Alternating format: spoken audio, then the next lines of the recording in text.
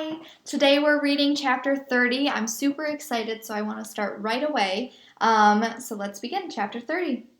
We'll just play one bookshelf, said Kyle. Because we're a team now, right, bro? Said Miguel. Right. Plus, we don't have all day. Well, said Akimi, technically we do. In fact, we have the rest of today and tomorrow until noon. We've got like 19 hours left, said Miguel. But Charles and the others, said Sierra. They could beat us. Right, said Kyle. After all, he is a Chitlington. And according to Sir Charles, they never lose. Miguel, you're the newest member of our team. You spin first. Miguel rubbed his hands together, limbered his fingers, practiced flicking the index finger off his thumb, making sure he had a good snap and follow through. Would you hurry up and spin before my brain explodes, pleaded Akimi. No problem, said Miguel. He flicked the plastic pointer. It whirled around the cardboard square, decorated with sunbursts of 10 colorful triangles. Booyah! The triple zeros. General knowledge. That's not so great, said Kyle. How come? You get to move 0 spaces. Oh, bummer. Akimi shot up her hand. Yes, said Kyle. Do we really have to spin and count all that junk? We have a deadline. Clocks everywhere are ticking against us. Maybe we can just pull a pink card, suggested Sierra. It's not really how you play the game, said Kyle. We're not really playing this game, Kyle, said Akimi. We're playing the other one, the big game, the one with the ginormous prize. I have to agree with Akimi, said Miguel. Fine, said Kyle. It's against the rules, but pull a pink card. You sure, bro? Just pull the pink. Miguel quickly sorted the new deck into 10 stacks of different colors. He pulled the pink on top of his pile. These are different from the regular cards. He turned it over and showed the group. 0 plus 27 plus .4 equals question mark, question mark, question mark. Easy peasy, said Akimi. The answer is 27.4 because the 0 doesn't change the sum. Not in math, said Miguel, but this isn't math. This is the Dewey Decimal System, and there's always 3 numbers left to the left of the decimal point. We need to find out a book with the call number 027.4, added Sierra. Fine, said Akimi, but I guarantee you it isn't a math book. The team made their way around the balcony, circling the Dewey Decimal books. Here we go, said Miguel. He slid his library card into the reader on a door labeled zeros. Okay, said Miguel. In here we're going to find general knowledge. Almanacs, encyclopedias, bibliographies, books about library science. It's a science, said Akimi. Where do they keep the chemicals? In the library paste, joked Sierra, who was loosening up. She hadn't read one page of a book in hours. Found it, said Miguel, reaching up to pull a book off the shelf. 027.4. Man, it's old. Look how yellow those pages are. So, what's this antique title, said Akimi. Get to Know Your Local Library by Amy Aliso and Aaron Downey. Miguel held up the book so everyone could see the cover. It was illustrated with a cartoony-looking detective in a checkered hat who was holding up the magnifying glass to examine the books on the shelf. Looks like a library guide for kids, said Miguel, opening the cover to read one of his pages inside. First publication was way back in 1952. He flipped through a few pages. It explains the Dewey Decimal System, contains a glossary of library terms, a brief history of libraries. He reached to the back of the book. Awesome! What? Said Kyle. He and the others moved closer to see what Miguel had found. It's an old-fashioned book slip from Alexandriaville Public Library. The one they tore down? Yep, and this card, tucked in the sleeve, glued to the back of the cover, comes from the olden days when they used to stamp the book when the book was due on a grid and you had to fill out your name under it too.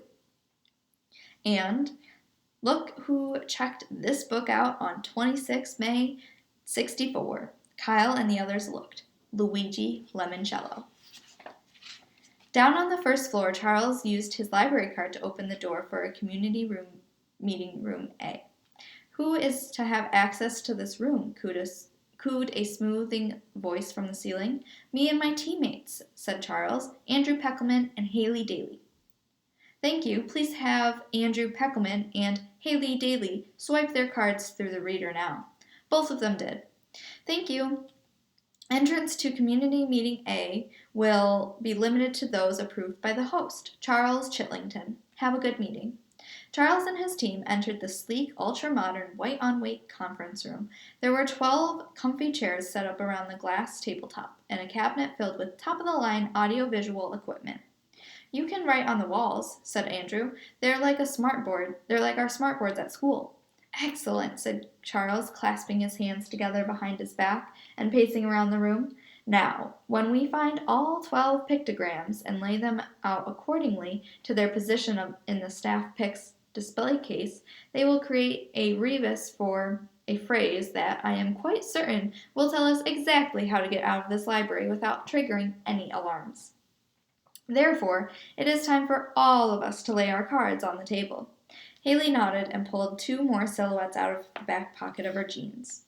"I found these ones in a cookbook," she said. "The other was in the juvenile fiction. Nancy drew The Mystery of Lilac Inn." "There are blank note cards in this drawer," announced Andrew. "We should use them as placeholders for the books we still need to find." They laid out a 3x4 grid of cards on the tabletop.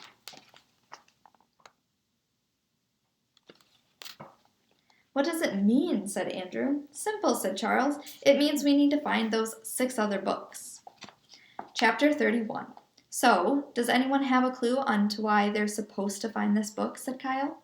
He and his teammates were back in the young adult room staring at the cover of Get to Know Your Local Library. "Too early to tell," said Miguel. "Let's keep playing. This book will probably make more sense once we go into the other rooms to pick up more clues." "Whose turn is it?" said Akimi. "Yours," said Kyle. "Flick the spinner." Akimi finger kicked the plastic pointer. "Purple," she yelled, and then the arrow slid to a stop. The 800s. "That means you move 8 spaces," mumbled Kyle. "Except today." Akimi reached for the card on top of the purple stack. When she saw what was written on it, she frowned. "What's the clue?" asked Kyle. "Something about literature, rhetoric, or criticism?" asked Miguel. "Nope," said Akimi. "It's a wild card. With a riddle." "Read it," said Sierra. "I rhyme with Dart and Cracker Jacks. Visit me and find a rhyme for Andy." "Peckelman?" said Kyle. "How'd he get his name on a game card?"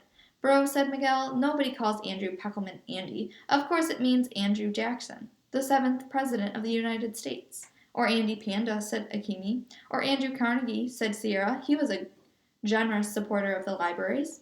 "Okay," said Kyle. "Let's concentrate on the first part of this riddle. What rhymes with Dart and Cracker Jacks?" "Smart and heart attacks," said Miguel. "Art and bric-a-brac," said Sierra. "Art and artifacts," said Akimi, nailing it.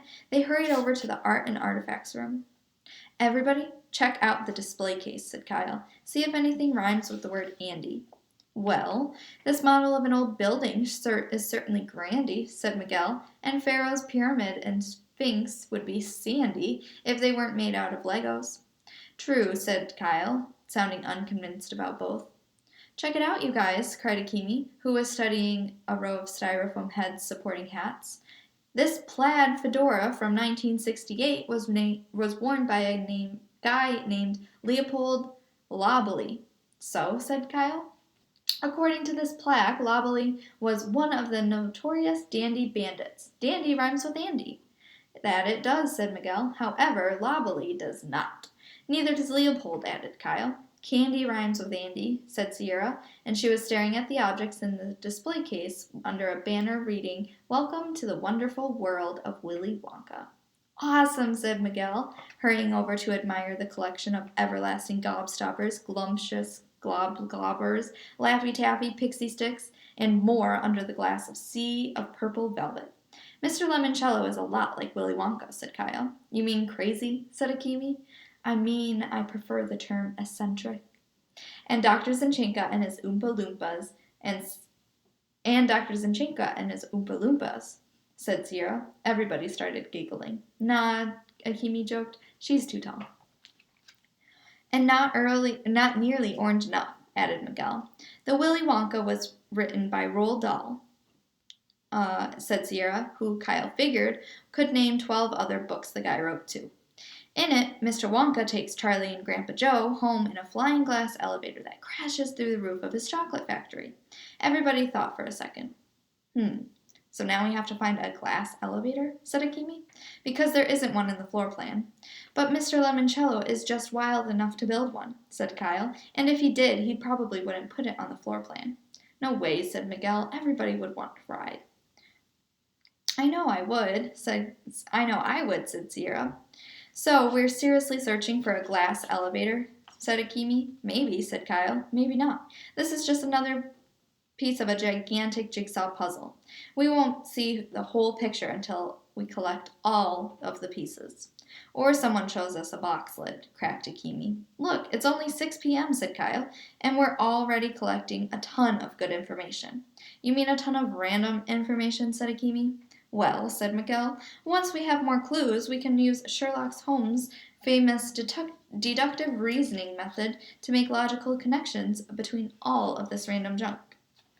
Works for me, said Kyle, but if we're going to play Sherlock Holmes, we need to go spin that spinner and dig up more clues. The game's afoot, said Sierra.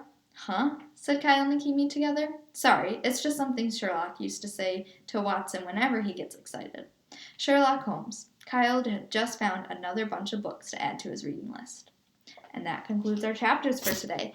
So I'm super interested. This is getting really good. We're actually getting into some of our game and what's happening, and I feel like we're getting closer and closer to finding out who figures out this puzzle. And so I'm interested in what comes next, and I'm sure that you are too. So join me tomorrow when we read our chapter 32 and 33.